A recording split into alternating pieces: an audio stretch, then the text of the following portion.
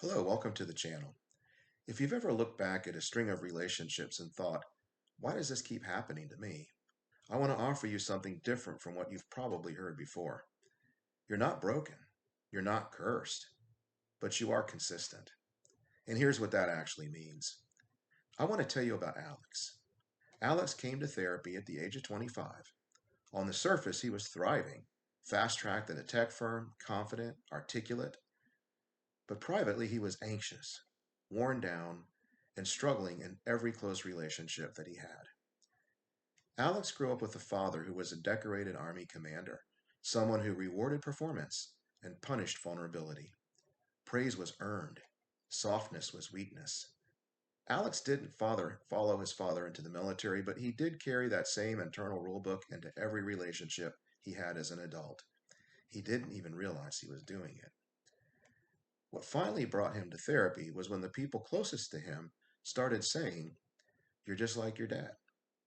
That hit a nerve because he didn't want to be. He just didn't know another way. Here's what Alex's story illustrates and what the research consistently shows. We're drawn to what feels familiar, not necessarily what's healthy. Those are often two different things. Early relationships with parents, caregivers, the people who shaped our first understanding of love, create a kind of internal template. That template tells your nervous system what connection is supposed to feel like, and it operates largely outside of conscious awareness.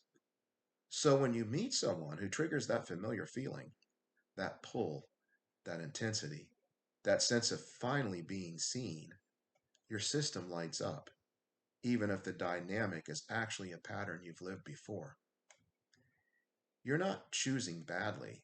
You're following a map that was drawn a long time ago. And here's the reframe that I want you to take from this. The pattern isn't a character flaw. It's information. It's your history showing up in your present. And once you see the map, you can start to redraw it. That's not therapy speak. That's just how learning works. Alex did it. He began to see how the traits he had absorbed as survival strategies, control, performance, emotional distance, were the same ones pushing people away. Naming that was the beginning of something different. Whether you're the one attracting difficult people or realizing you've adopted some of these patterns yourself, clarity is where change begins. I go into much more depth on this in my book, When They Won't Change, including why these patterns form, how to recognize them, and what to do next. The link is in the description. Subscribe to this channel for more, and I'll see you next video.